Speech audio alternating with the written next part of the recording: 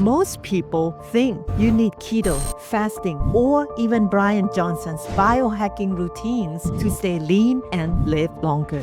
But for high performers, that's actually making things worse. David Sinclair, who is a renowned scientist. He speaks a lot about the benefits of fasting, but actually the reality for this guy to make things finally work after 15 years was the complete opposite. And it's the same way I view keto. If we talk about Thomas DeLauer, they are simply tools that can be used under a given context if they suit the lifestyle of a person. Cymron Bancil isn't about trends, he's about results. A former investment banker, now a high-performance health coach, helping top entrepreneurs unlock true metabolic freedom. I don't jump on brand names of diets because they happen to be fashionable or to get clicks. At 44, he's leaner, stronger, and sharper than ever, competing in master tennis and winning the Hercules Olympia UK titles. Let's get into it.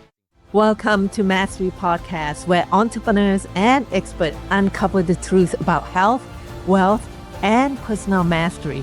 I'm Dr. Sass, and together we dive deep into strategies that elevate your business and well-being beyond mainstream advice.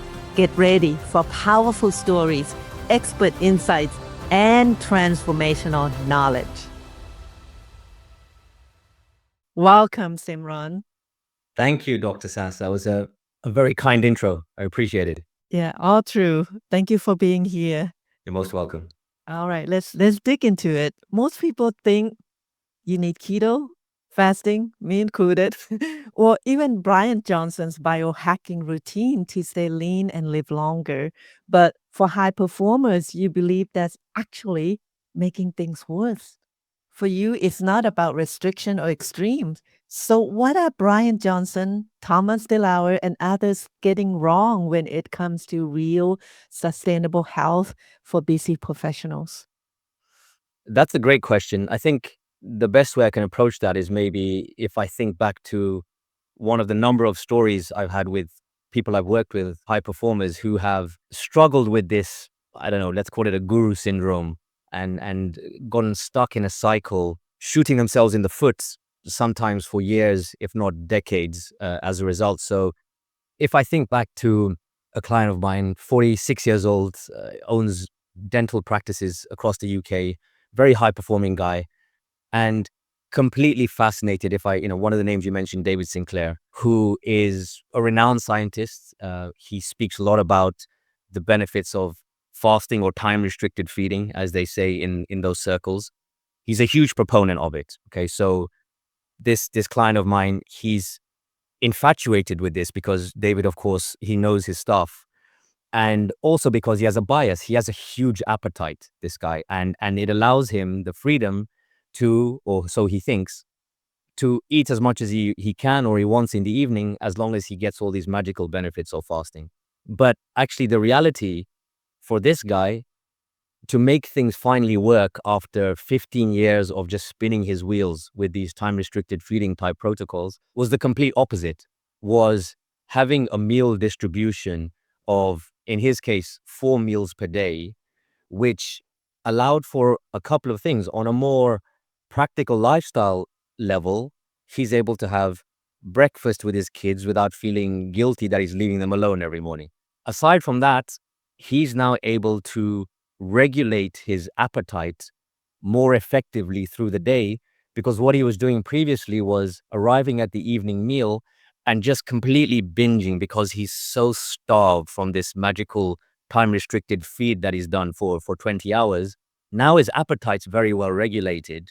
So he doesn't reach that point in the evening where he's ready to destroy everything in sight. He eats out of enjoyment and within reason. He doesn't have to lose out on anything. And now, for the first time in his life, he's actually losing body fat, because if you are married to some kind of protocol, let's call it time-restricted feeding or fasting from David Sinclair, but you aren't getting the benefits, which are metabolic health, getting leaner, those are the primary benefits. They don't come from the magic of fasting in and of itself. If you're fasting, but you're at 25% plus body fat, the fasting is doing nothing for you. The goal should become metabolically healthy. So for the first time in his life, he's suddenly now systematically, week on week, without any major stress or sacrifice, losing body fat. And so for the first time in his life, he reached a physique that he was very proud of, very comfortable with, in a way that was far less arduous than it had been for him with this kind of spinning his wheels with time restricted feeding or intermittent fasting. There's another aspect to this, which is everything I do is based around the lens of metabolic health. It creates a system that's very streamlined and easy for problem solving. Now, what happens if you push all your food into one meal? If we say that protein is a macronutrient that helps drive metabolism, and if we're solving for metabolism, number one, it might be very difficult for you to achieve that protein intake in one meal only. And number two, there's evidence to suggest that a distribution in protein feedings over, let's say, 3 or more meals, potentially maybe even 2, is likely to be more beneficial for the growth and preservation of muscle mass. And if we're solving for metabolism because it makes the life course and sustainability much easier, that's a second reason to not get married to, in this case, the David Sinclair story of time restricted feeding. And I understand why. I mean, when I look at David speak, it's very smart, very, very eloquent, but it's very clear that there's a huge bias. There's a heavy bias. I'm not going to go down the road of saying, it's how he's funded and he's in with the supplement companies and this and that. I don't know. I don't really care, but it's very clear to me that there is a huge bias, and it could just be a reputational bias, right? If you've poured like a decade or two into researching one specific thing and your whole reputation lives on it, you're going to live and die by the sword of fasting come hell or high water. But I don't think that serves the individual, and especially high performers who I work with, to get married to such things. Yeah, absolutely. I believe you can weave in intermittent fasting here and there, right? And you use some of those method in your client's journey, but not necessarily, like you said, married to it and just do that every single day for the rest of your life. That is it not it doesn't serve our lifestyle, right? That's 100% true, but that's not to say that I don't use fasting as a tool, which it very much is. It's one tool in and amongst many, and it's the same way I view keto. If we talk about Thomas DeLauer, they are simply tools that can be used under a given context if they suit the lifestyle of a person, right? And so if you're someone who naturally doesn't feel hungry in the morning, it actually saves you time to not eat in the morning. You're not doing it, you're not starving yourself in doing so. You naturally get hungry around midday, and that's where you have your first meal. Fantastic. There's no problem with that. That's perfectly viable. Assuming you don't train in the morning, because if the goal is to optimize metabolism from all angles, you want to have at least some protein or amino acids in your system prior to a strength training session. So even with someone who has a preference for a later early meal, if we want to do everything within the system to optimize for their desired outcome, which is usually has some component of fat loss related, even in that scenario, I would encourage something very convenient in the form of some kind of protein pre-workout. But yes, this is all to say I'm not anti-fasting. I just don't jump on brand names of diets because they happen to be fashionable or to get clicks. My objective is real results for real high performing people, and that may or may not involve some degree of fasting. Absolutely. Thank you for that, Simran. Now, take us back to your investment banking days. You were successful on paper, but what was life really like behind the scenes, physically, mentally, and emotionally? Yeah, yeah.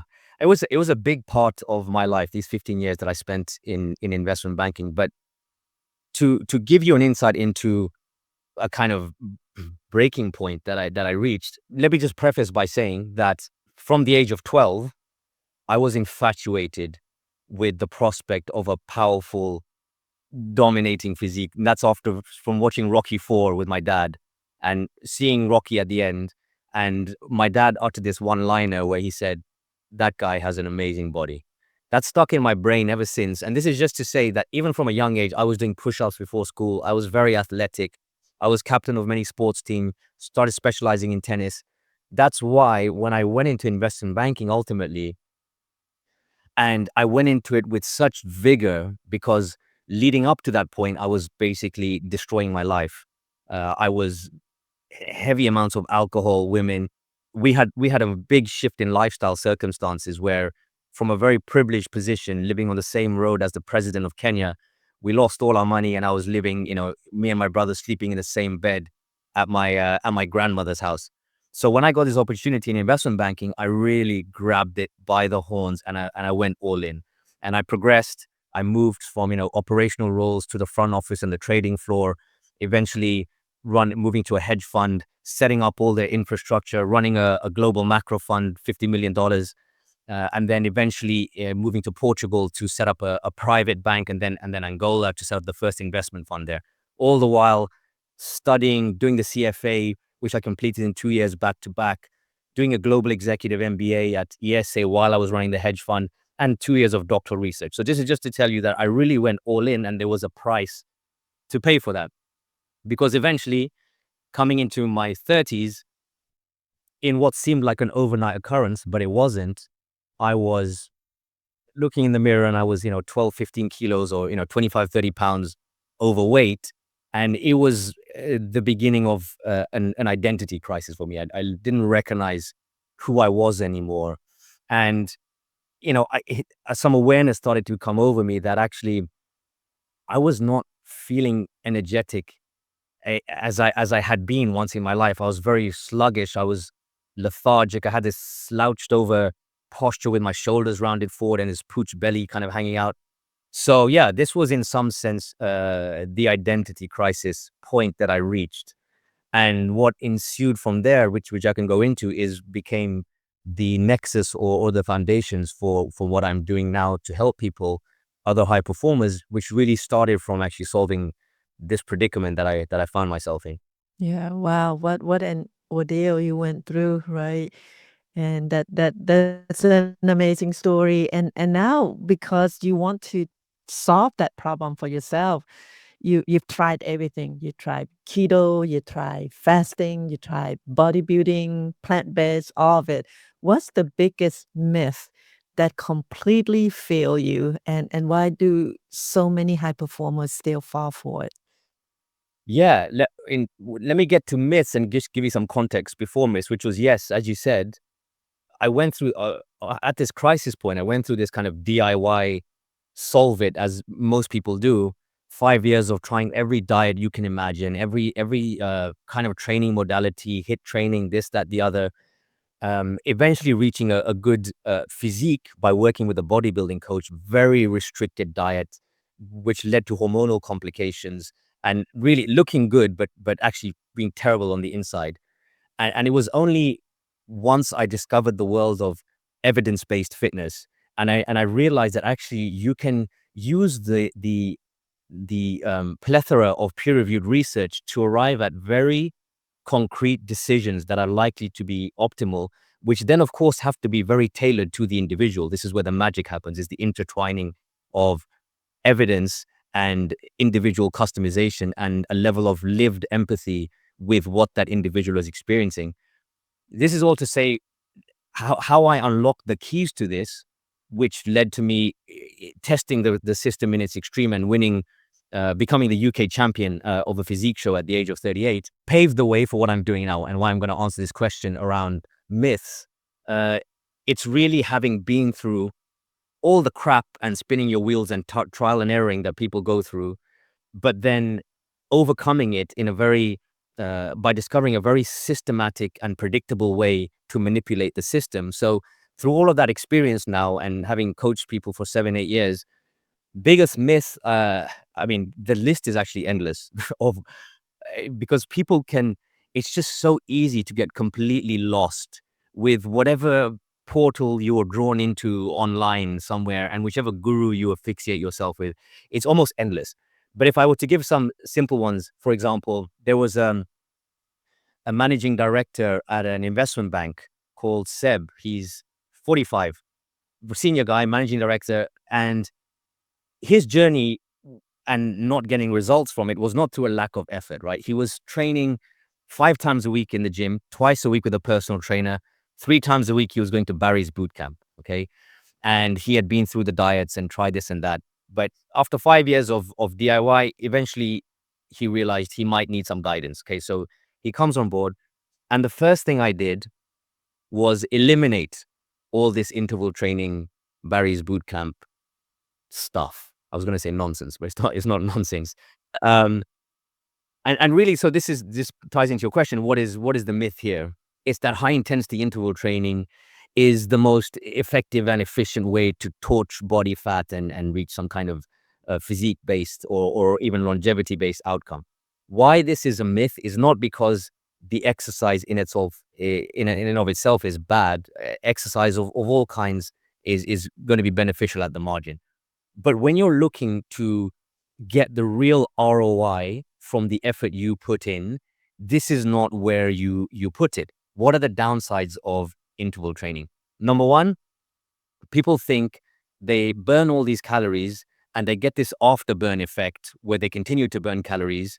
Well, actually, this afterburn called EPOC, post-exercise oxygen consumption, it's 10% of the energy you burn in the activity. So if you burn 500 calories doing HIIT, you get 50 calories extra of afterburn, which is a bite of cake. Okay, so there's not much upside from that. What will tend to happen though is because interval training is physically demanding on the body, it tends to ramp up appetite. Your body will want to refuel and it gets hungry. And so these 50 extra calories of EPOC that you're praying for, you will eat that back and more in abundance, which is why if you go to your favorite Orange Theory, your Barry's Boot Camp, you go to everyone who owns a Peloton at home and swears by it, they are basically in no better shape than they were when they started. And if you look around the class you're in, there might be one other person, if you're lucky, who's in the physical condition that you would aspire to be in. So number one is the appetite ramp up that happens and you eat everything back. Number two is that HIIT activity, because it's intensive, takes a very high cost on recovery. Okay. So you don't have the resources to then apply to more high ROI activities like progressive strength training because you're zapped out. The injury risk is super high as well. You are at some point or another definitely going to get injured from jumping around, doing burpees and whatever else you're doing there. So HIIT is great if you enjoy it and it gets you moving from nothing. But if you really want to level up and take things to a new dimension, it's not where the high leverage is found. So that's some level of a myth on the training side of things, right? I can give you a couple of, if they come to mind from nutrition standpoint as well. But yeah, from a training standpoint, that's one for sure. Yeah, that's pretty popular out there, right? HIIT. Yeah, everybody think they need to do it. Everyone thinks they need to do it. They think one day it's going to work. They look around the class and they I don't know if they wonder or not why no one's in the shape they want to be in. But yeah, it's not the high leverage thing to build into your life course to get these types of results. Also because if we're talking about solving for metabolism, it's funny when I often have clients come to me and say, I want to add some muscle, but I don't want to get too big. I don't want to get too muscular. And it almost makes me fall off my chair laughing because it's practically impossible. Like, unless you are a genetic freak or you're taking steroids, you're never going to get that big. But we do need to drive some muscle growth because of the fact that not just from an aesthetic standpoint, but we're driving metabolism. So HIIT does not, just circling back, doesn't solve that problem. It's another form of cardiovascular exercise mainly. It doesn't impact the muscular aspect of things that we're trying to solve in this equation. And it's less efficient as a cardio modality compared to doing steady state, lower intensity cardio, because now with the steady state, at least you don't get the recovery cost and the injuries. Yeah, it's not that HIIT is bad, it's just inefficient, when you're a high performer and you have limited time, your ROI in your time investment is super important, It's right? super important. You should only be focusing on the high leverage things, right? Mm. And that's the thing. It's not a high leverage activity. It can certainly be an add-on if you enjoy it, no problem. But it's not going to be the thing that drives your results, you know. And I mean, another thing that just comes to mind with fitness myths is this whole thing about carbs, sugar, glycemic index, insulin spike. Like this just leaves so many people stuck and miserable and just missing out on the good things in life. It's crazy. I mean, I remember like there's a private equity founder, a client of mine who, you know, he'd been on his own journey, 5 years of problem solving, low carb diet, 2 years of those suffering through low carb, no results. And he came on board in the very first week. Dude, we're going to quadruple the carbohydrate intake. And lo and behold, results coming. I'm saying all of this to say that this insulin story, which there are many popular people who are wrapped up in, it's like, yes, insulin is a storage hormone, but you can't store what isn't there. So if you're in a net energy deficit, caloric deficit, which is driving fat loss, your carbohydrate intake, even if it spikes insulin, is not going to lead to fat gain, right? And so then that leads into, you know, fascinations with glycemic index, which is basically useless because it looks at individual foods in isolation, and we don't eat individual things in isolation. We eat a meal. Once you have a meal, the glycemic load of the meal, which is what it is called, changes, and it's much lower. And now we see in research that glycemic load is actually not very useful except in special populations which are obese or have diabetes. It can have a place. And now because of these insulin glycemic stories, people get scared of things like fruit. And that's really tragic. Like you're scared to eat, I'm not going to eat fruit, or I have my limit. I'm just going to have some berries because it's low in sugar. Is very sad. When in fact, fruit is so powerful for so many reasons. You know, it's, yes, it contains fructose and glucose in reasonable quantities. It comes with a ton of water. It comes with fiber. It comes with micronutrients. It comes in minerals. It's very satiating. It's a way to stay full and keep your appetite under control, as well as drive energy. And it's very sad when people have to like suffer, you know, and avoid the fruit because of the sugar stories and the glycemic stories and the insulin stories. So that's another one from a nutritional standpoint. Yeah, yeah, that is sad. You know, I'm laughing because I'm on keto, and Okay. we just had this 2.5 trip, and one of our destination was Thailand, and you know it, Thailand had tons tropical fruits, and we're like, let's get off keto. So we ate. I mean, we didn't eat bad, but we ate fruits with have sugar. You know, we ate durians, longan, you know, papaya, mangoes, and all those stuff. And I like your approach because it's less restrictive, and you created your own system, the one that actually works, and you put data behind it. You call it the data-driven approach to health, right? And you're Simran, you're the mathematician by background. And for someone juggling 12-hour days, what does that look like in real life? The process itself, Yeah, or the or process is the process for itself. people who are super busy, and your process actually work because, you know, and a lot of people can't go keto, for example. It took me years to master keto, and I still, you know, every once in a while, I we have our cheat month and cheat day and cheat week and stuff like that. It's like almost impossible for you to go out and enjoy, um a meal in any restaurant, without asking for every single ingredient that you put in there. So for Yeah. people who are busy and want to enjoy life, how does that work? How does that look like in real life with your Okay. method?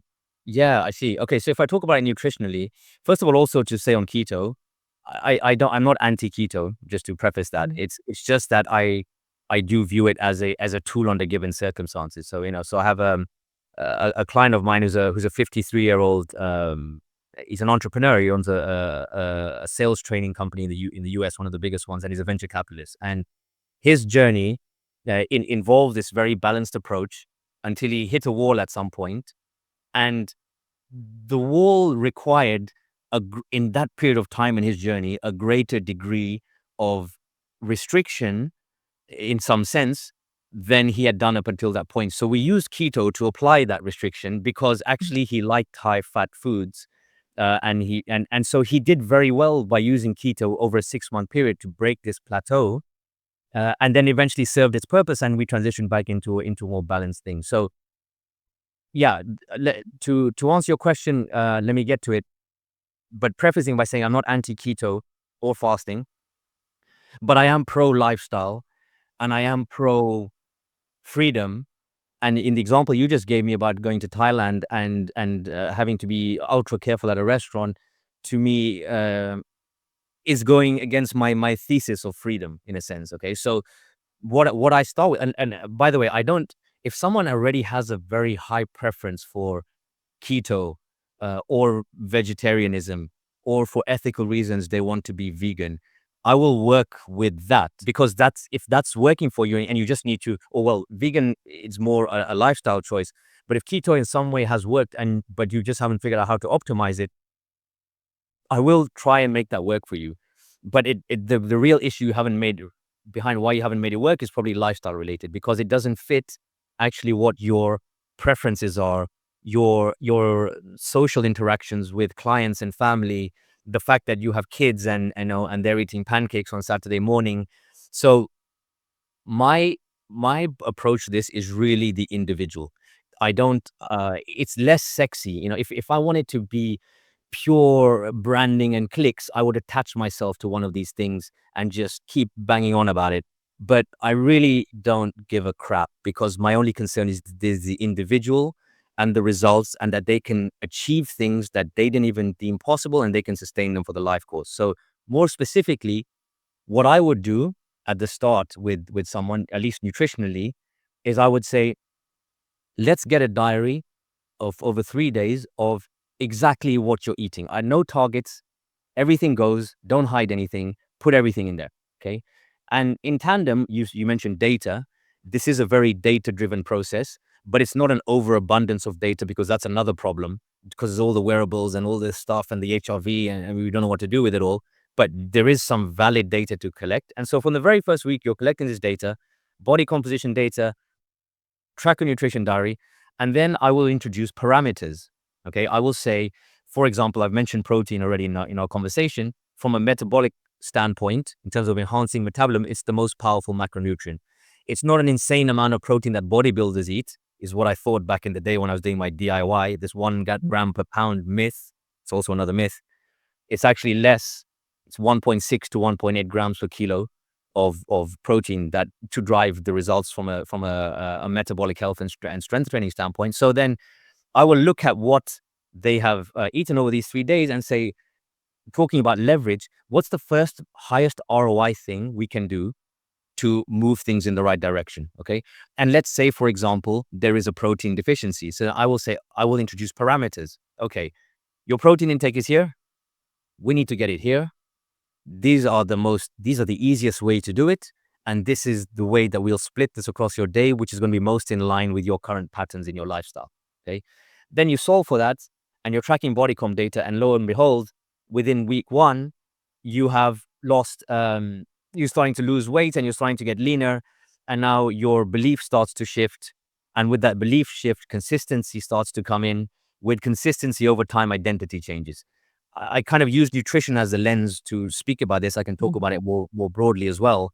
But this is essentially how it works. And this venture capital client of mine that I just mentioned is 53 years old.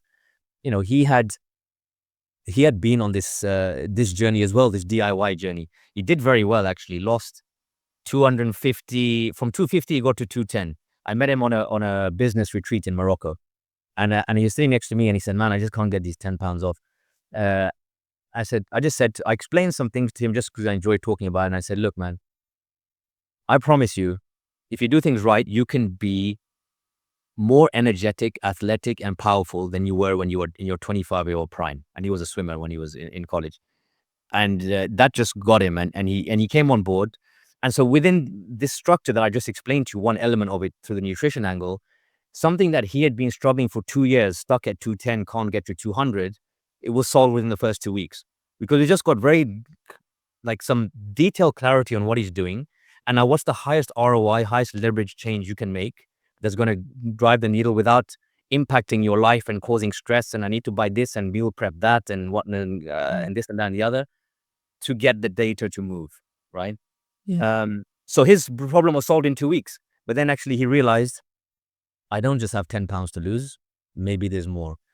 And now actually this guy 3 years later, he is now 164 pounds, very lean, shredded, no pain in his body, posture fully aligned. And we are ramping up his food intake week on week on week. And to the point where he's saying, look, I don't even know if I can, if I can eat all this. So, going back to that notion of freedom.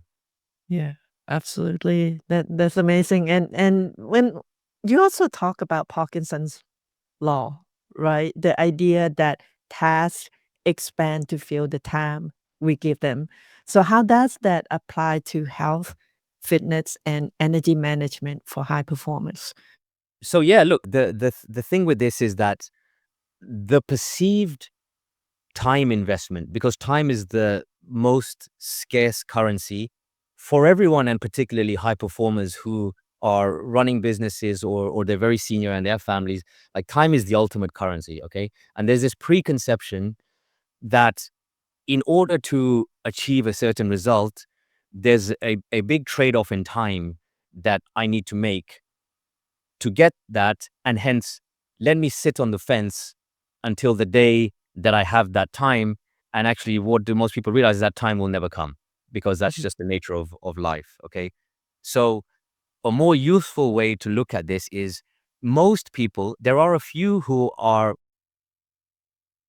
not doing anything. Okay. They have more deeper mental barriers that prevent them from taking action. Let's say even doing some basic exercise. That this is rare, but it is also the case. But for most of the guys I work with, high performers, they are doing something already, right? They are putting time, they're putting effort somewhere within the physical health realm.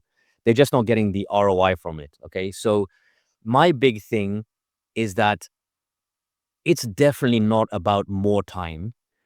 It's about just getting high leverage for the time that you do attribute, which is why when people work with me, I say to them, look, the only thing you need to consider from a time standpoint here is, can you invest between 3 to 5 hours per week of your time towards this endeavor? And whether it's 3 or whether it's 5 is something we'll come to together, in terms of when we discuss what your time constraints are and how much time you're willing to put towards training. But really, I I'm not joking when I say 3 hours per week is all it takes. Okay, if you use this high ROI, high leverage approach, it's not about more hours. Definitely not about more hours. There can be an argument to be made for more hours. Let's say you've completely mastered your physique and you want to take it to the 0.1% of the elite. Then you will run into time and you have to just push more volume through the system. But that aside, it's all about efficiency. So for example, if I talk about it from a program design standpoint, right? Like, we established that we need to drive some degree of muscle growth, and we're not trying to be bodybuilders here, but we want to drive some muscle growth to solve for the metabolism story. And also we want to look good. Anyone who says they don't want to is lying. Right? We want to look good, and we want to solve our metabolic health, and we want to drive metabolism up. Right. So we need some strength training.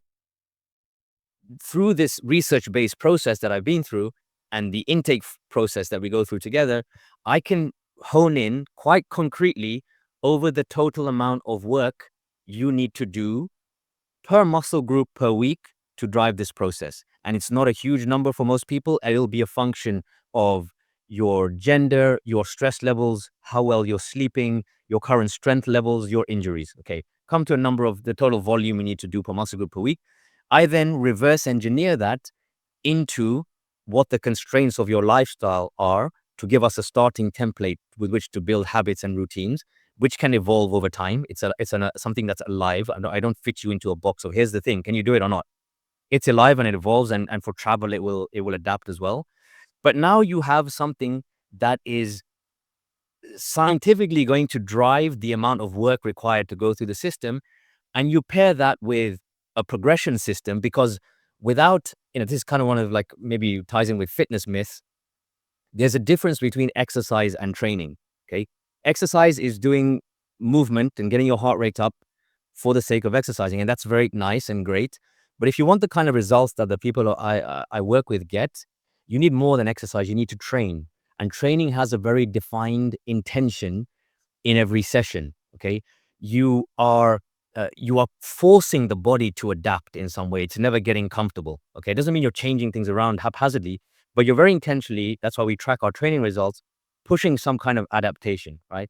So if you put these two things together, this is a very long-winded way of saying the time requirement and the ROI now is optimized. It's leveraged. Okay. And there is no need to do more to do better. Right. And this actually ties in with, you mentioned some, some big names like, Thomas DeLauer and the like earlier in the call. You mean David Sinclair and Yeah, Bryan yeah. Johnson? One of my clients sent me this video on Pavel Satsulin talking on a podcast, and he's a big name in the training world. He's like contributed a lot. He's written books. He's a very knowledgeable guy, and he's talking about this concept of greasing the groove. And my client saying to me, "What do you think about this? Greasing the groove?" And what he's saying is basically, the idea should be that you want to lower the intensity or the weight or that you're doing in your training to lower the intensity and increase the effort, and you want to distribute that in a higher frequency, and you want to distribute it across the day. Okay, so having 10 minutes or more break between a set of an exercise. And if you were doing an exercise for which you can do 10 repetitions, you only do 5, but you do them from a maximal effort standpoint, and that's the way to drive results.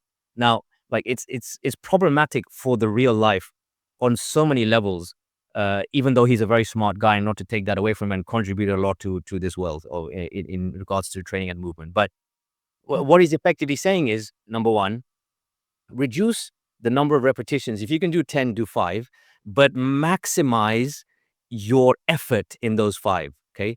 I can tell you categorically that no one, unless you're a prime elite athlete, has the body sensibility and awareness to put a max effort into a repetition regardless of the weight. Like, it just doesn't exist, right? Unless you're a prime athlete. So you're putting an onus on the person to mentally figure out and understand what this max effort thing is. And then you're saying distribute it across the day with minimum 10-minute gaps. So what does that mean? So if you are distributing things across the day, like, how does that happen from a practical standpoint? If you're going to work, you're in the office, or even working from home. So I said to my client, is saying to me, so what are you saying to me? Are you saying that you want to do 10 reps of push-up spread out throughout your day? And then he said, well, I see your point. So this is just another, this is just another example of, it sounds so eloquent what he's saying, and the buzzword is It makes sense, right? then but, like, come on, let's get real here. Yeah, we are real people having certain lifestyle. We don't sit around and just say, "Oh, it's time to do one more rep." Yeah, exactly. Yeah. Yeah. So, Yeah, so you don't rely on, like, long gym sessions or anything like that. no. I saw a video of you doing calisthenics and movement exercise, like using your body weight. Can you touch a little bit on that? Yeah, absolutely. So calisthenics it's a recent, I started 2 months ago, and I'm kind of, I've committed to probably a 2-3 year journey in this, and really to push my body when it comes to handstands, muscle ups, splits, handstand splits, all these types of things, okay, which are very advanced. And why I'm doing this, the reason actually is a little bit strange. It's probably counterintuitive.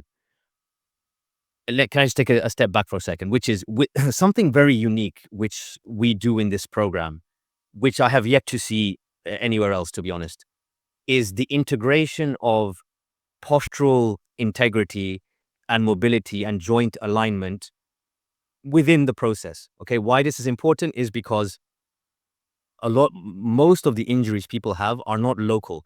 You don't have tennis elbow because you overused your joint here in around your elbow. The joint maybe got overused because your body is malpositioned overall, and that stems from the core, from your rib cage and from your pelvis. So if you realign things at the rib cage and the pelvis, everything else downstream then aligns itself, and now you can use the thing as often as you want, and you won't get hurt. Which is why, I'm playing tennis, and I'm playing in masters tournaments, and I train every day, either tennis or in the gym, and I don't get injured. Touch wood. Okay, this is a preface to calisthenics, because through this process of me aligning all my posture and putting my joints in the right position and getting the right mobility, I have now created a condition such that I can do things like calisthenics, which are really like pushing the end range of your mobility in your shoulders, in your hips, everything. And I've done the best that I possibly can to not get injured in the process. Another way to put it is, everyone in this world of postural restoration, like, I'm in some mentorships and some groups where I learn all this stuff.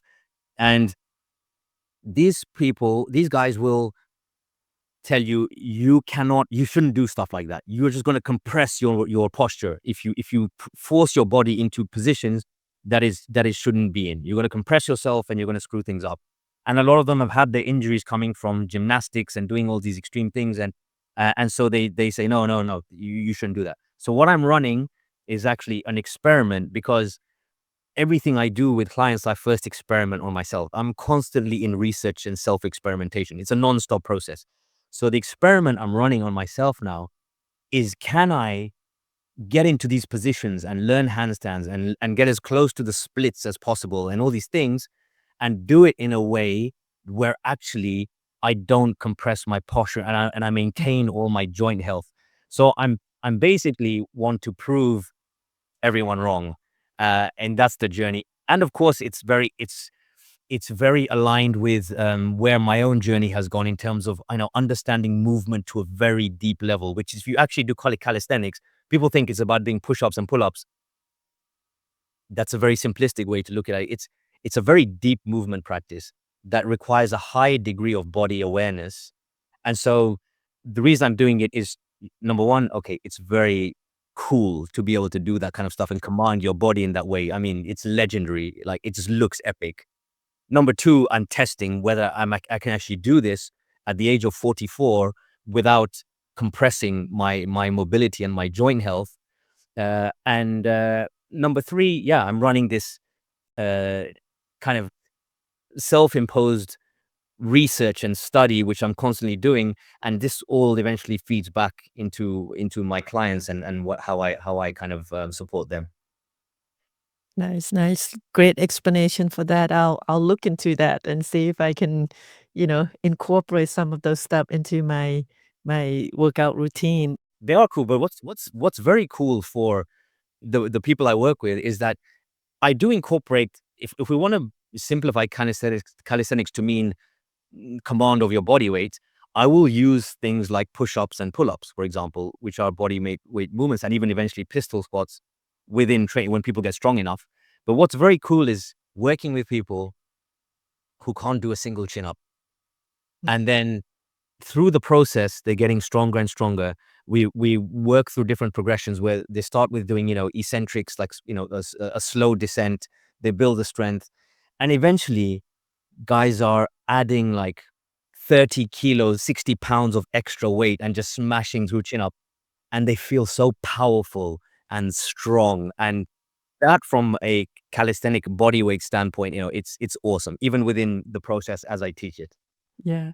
And not only that you look cool, you feel great, but your work, your output, in business, in whatever you do is much better because you're much clearer. Oh, absolutely. Oh, you mean when you train regularly and so on?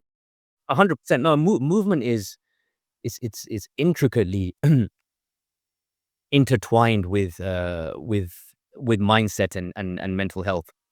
But I think so. That's a given. But what I think happens in this process is, because I'm teaching people to train and not to exercise, and they're seeing progression and they're overcoming and becoming a stronger version of themselves every single day, this has a permeating effect on the rest of life.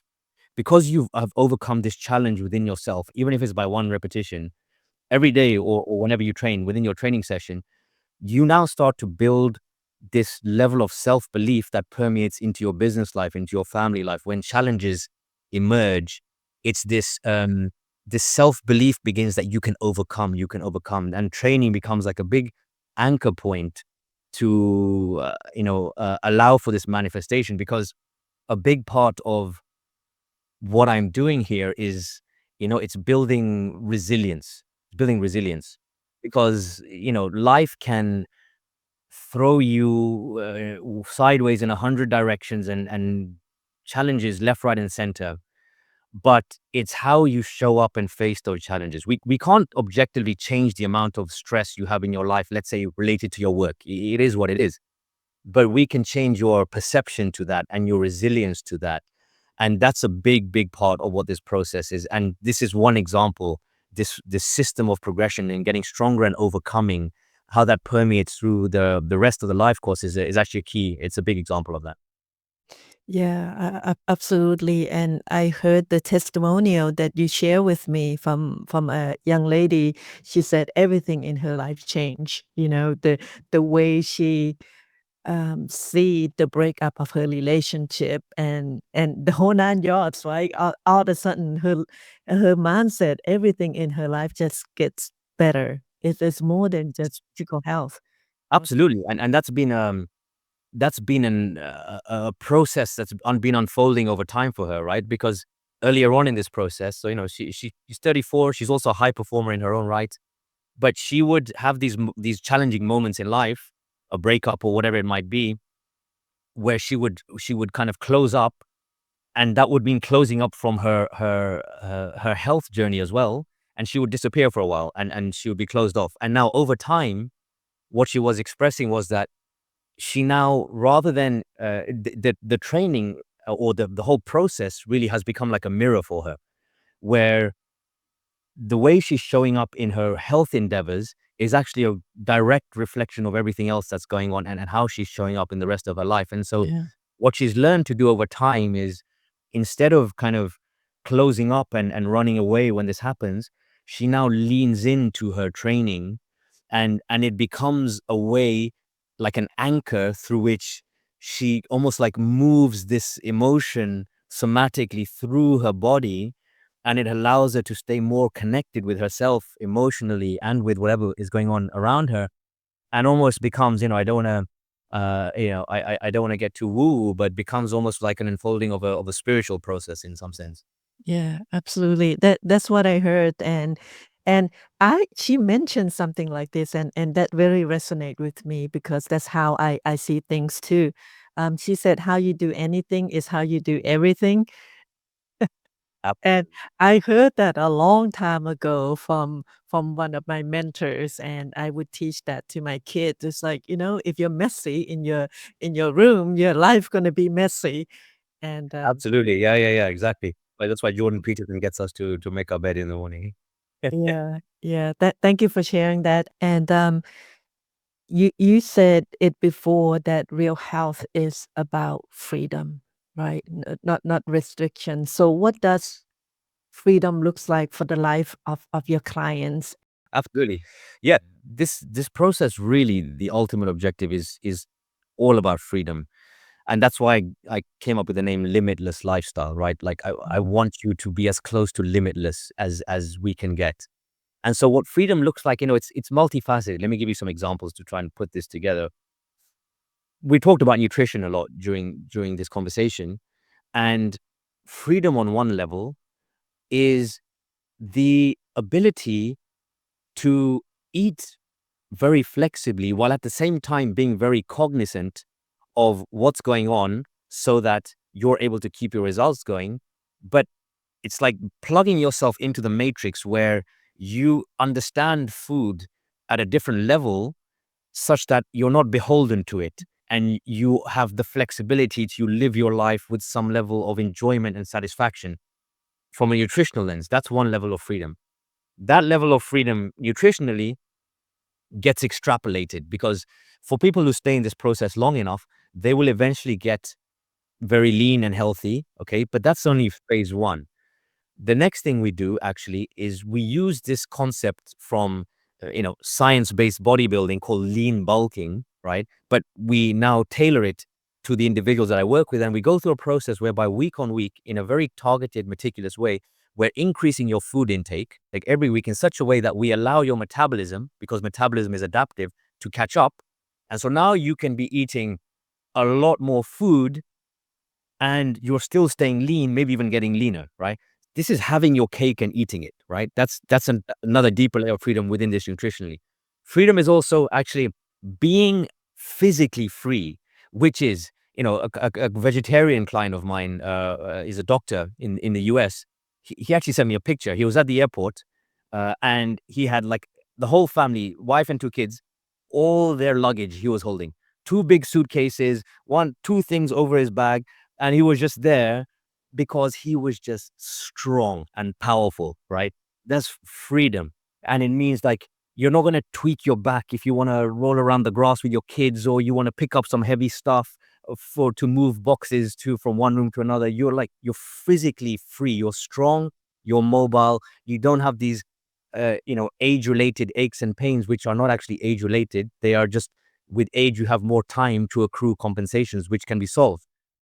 And then maybe one more example of that is actually just this morning, a lawyer client of mine who actually lives out in Kenya, he sent me a message and said, there's this weird feeling of freedom that comes with this, which is just getting up and getting ready and picking your clothes and putting them on and just getting on with stuff. And it doesn't even cross your mind for 1 second, oh, and this thing's a bit tight. Oh, I'm gonna suck my belly in a little bit here. Oh, it just doesn't fit quite well. Like, you're just liberated from this low-grade daily stressor, and you're free. You just put the stuff on and you look great and you feel great. You're free, Yeah, absolutely. That sounds amazing. Now, for high performers listening right now, Simran, and they're thinking, "Wow, that sounds great. I don't have time for that." If you only had 3 minutes right now, what would be the first three things that they should change today? The first three things, I would say, let's go nutritionally. Forget every diet that you've tried that's failed and stop looking for the next one. And instead, focus on finding a way to get simple parameters in place. And I will give like the most high leverage parameter being protein. Eat 1.8 grams per kilo per day of total protein. Doesn't have to be just from animals. Everything that contributes to protein per day, from a nutritional standpoint, instead of focusing on like the next diet with a fancy name. From a training standpoint, the advice I would give is what we mentioned earlier today.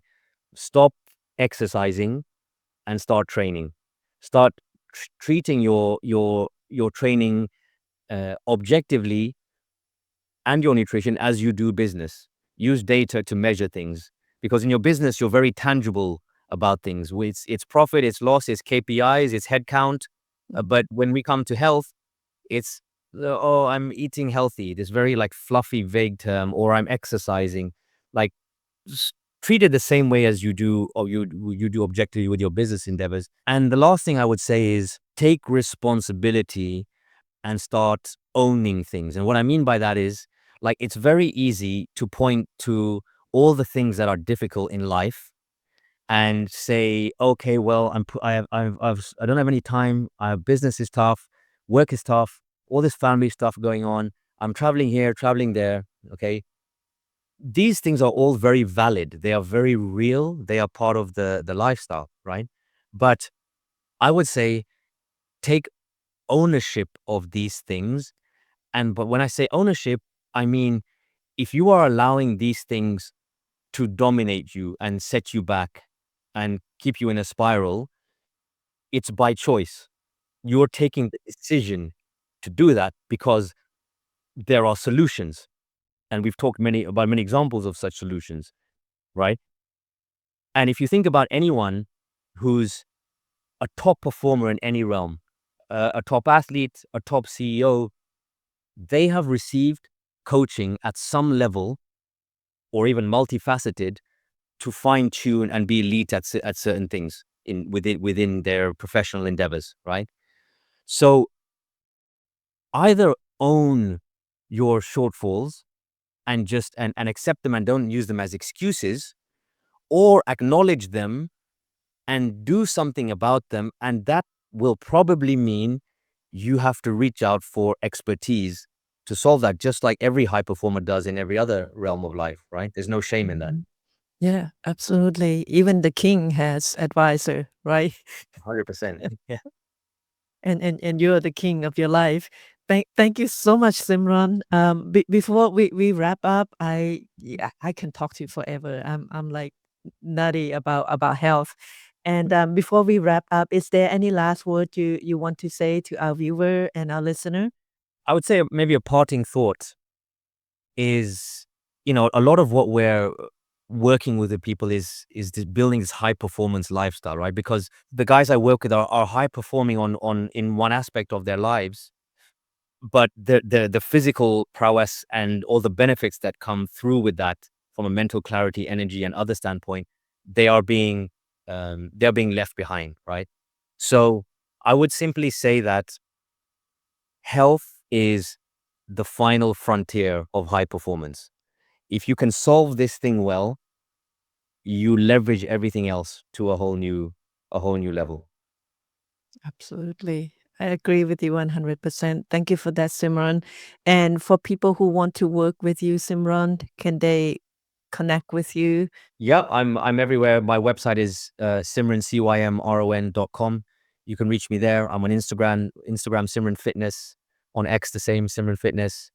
So yeah, any of those channels, email cymron@cymron.com. Feel free to reach out.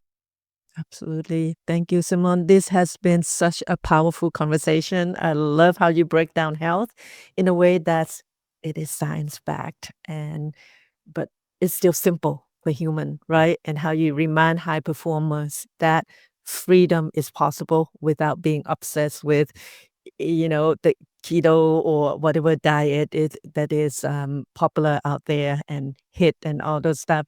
And for those listening, you guys, if you're tired of extreme health trends and you want real sustainable results from someone who gets your lifestyle, check out Cymron at Cymron.com or connect with him on LinkedIn, IG, and everywhere. We put the links down below. And if you're ready to build brand authority and show up like a true expert, just like Cymron is doing, head over to crushitoncam.com and apply to be on Mastery Podcast. And thank you for being here, Cymron. I know this episode is going to help a lot of people. Glad to hear it. Thank you, Dr. Saad, signing off. You guys keep mastering your life, mastering your health. Until next time, take care. Bye for now.